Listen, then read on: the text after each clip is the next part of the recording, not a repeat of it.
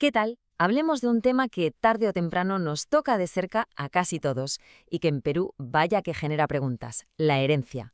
Es un terreno donde se mezclan los afectos, los deseos personales y, claro, las reglas de la ley.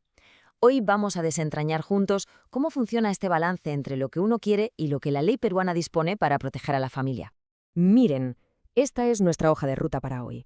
Primero, ese cara a cara entre tu voluntad y la ley.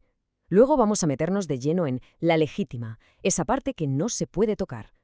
Veremos qué pasa con los regalos en vida, con eso que se conoce como colación, y los anticipos de herencia. Y cerramos con el paso final, cómo se reparten los bienes en la práctica. ¿Listos? ¡Vamos a ello! Y bueno, aquí empieza todo. El primer gran dilema. El primer, digamos, encontronazo en el mundo de las herencias. Se trata de ese conflicto inevitable entre lo que a uno le gustaría hacer con sus cosas y lo que la ley ha establecido para cuidar el núcleo familiar. Esta es la pregunta del millón, ¿verdad? A ver, pongamos un ejemplo. Pensemos en José. José quiere, de todo corazón, dejarle todo su patrimonio a su hermano Julio, su pata del alma, con quien ha compartido todo en la vida. Y por diversas razones no quiere dejarle nada a su esposa ni a sus hijos. La pregunta es, ¿puede hacer eso? La respuesta, como se imaginan, es un poquito más compleja que un simple sí o no. Es que aquí hay dos fuerzas en juego, como ven. Por un lado tenemos el testamento, que es donde uno plasma su última voluntad, sus deseos.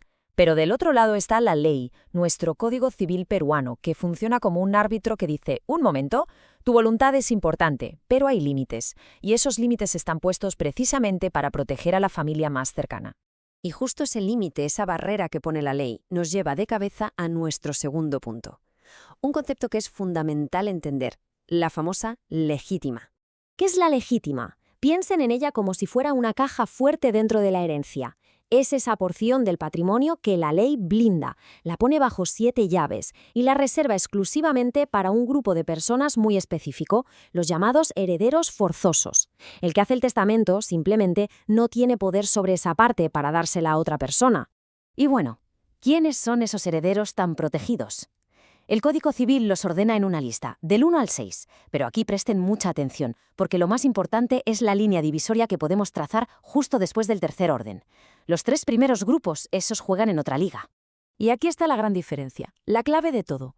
Los que están en los 3 primeros puestos son los herederos forzosos. La ley los impone, no hay opción. Sí o sí les toca recibir esa porción blindada, la legítima. En cambio, los demás, los hermanos, los tíos, los primos, son herederos voluntarios. Ellos solo van a heredar si la persona fallecida lo quiso así expresamente y los incluyó en su testamento. Este gráfico lo explica perfecto. Si una persona fallece y deja hijos, o cónyuge, o ambos, miren esto, 2/3 de toda su herencia, 2/3, son la legítima. Esa parte es intocable y se reparte entre ellos. Solo queda 1/3, la llamada porción disponible, que es la parte de la que uno puede disponer libremente. Con ese pedacito, nuestro amigo José sí podría, por ejemplo, beneficiar a su hermano Julio. Pero, ojo, hay una excepción muy importante a esa regla de los 2/3. Si la persona que fallece no tiene ni hijos ni cónyuge y sus únicos herederos forzosos vivos son sus padres, la cosa cambia. En ese caso, la porción de la que puede disponer libremente se amplía y llega a ser la mitad, el 50% de la herencia. Bien, sabiendo todo esto, a más de uno se le ocurrirá la pregunta astuta: ok, entiendo, ¿y qué pasa si, para saltarme estas reglas, mejor voy regalando o donando mis bienes en vida? Bueno, pues aquí es donde la ley saca otra carta bajo la manga: la colación. La ley, como ven, se anticipó a esa jugada.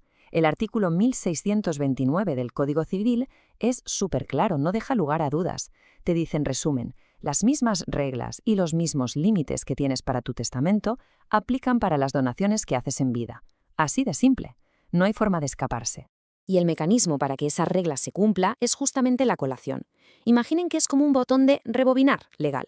Lo que hace la ley es traer de vuelta el valor de ese bien que se regaló en vida, se suma de nuevo al patrimonio total que dejó la persona al morir y sobre esa nueva suma total se vuelven a calcular los porcentajes. ¿Para qué? Para que el reparto de la legítima sea justo y nadie se vea perjudicado. Ahora, aterricemos esto en un caso que ocurre todos los días. ¿Qué pasa cuando ese regalo en vida no es para un tercero, sino para uno de los propios herederos forzosos? Por ejemplo, de un padre a un hijo. A esto se le conoce como un anticipo de herencia. Vamos con un ejemplo práctico. Tenemos a María con sus 2 hijos, Hugo y Paco. María, en vida, decide darle su casa a Hugo como un anticipo de herencia, quizás porque es el que más la cuida. Paco, el otro hijo, no recibe nada en ese momento. Pasan los años, María fallece, ¿y ahora qué? ¿Qué derechos tiene Paco? Pues bien, la respuesta depende por completo de una pequeña cláusula en el documento de anticipo. Y aquí, por favor, muchísima atención, porque esta es la parte medular. Si María, al darle la casa a Hugo, incluyó la cláusula con dispensa de colación, la ley interpreta que esa casa fue un regalo extra, hecho con esa porción disponible de la que hablamos. Al final, Hugo se quedaría con su parte de la legítima más ese tercio de libre disposición. Pero si María no puso esa cláusula o puso sin dispensa, la ley asume que la casa fue solo un adelanto de la legítima. Por lo tanto, Hugo tiene que devolver figurativamente el valor de la casa al pozo común, para que todo se reparta por igual. Mitad para él, mitad para Paco. Una simple frasecita puede cambiar radicalmente el reparto. Muy bien, ya pasamos por lo más complicado. Ya sabemos quiénes son los herederos y qué porcentaje le toca a cada uno. Pero ahora viene el último paso, el más terrenal de todos. ¿Cómo convertimos esos porcentajes en bienes reales, en cosas concretas? Y acá hay una confusión muy, pero muy común. Terminar el trámite de sucesión intestada no significa que la herencia ya esté repartida, no. Ese documento final lo único que dice es, por ejemplo, Hugo y Paco son los herederos universales. No dice las sales de Hugo y la cocina de Paco. Lo que establece es que ambos son dueños de todo, en conjunto, son copropietarios. Para hacer esa división física en la práctica hay dos caminos.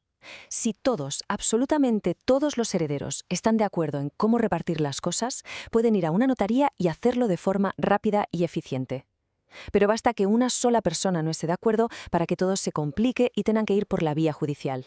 Y ese camino, se los digo, es largo, es costoso y muchas veces termina con un juez ordenando vender la casa o el terreno para repartir el dinero, algo que quizá nadie en la familia quería realmente. Y con esto vamos cerrando. Como hemos visto a lo largo de este recorrido, la ley peruana sobre herencias busca un equilibrio bastante delicado. Y nos deja con una pregunta para reflexionar. ¿Vemos todas estas reglas como una protección necesaria para el núcleo familiar, para que nadie quede desamparado?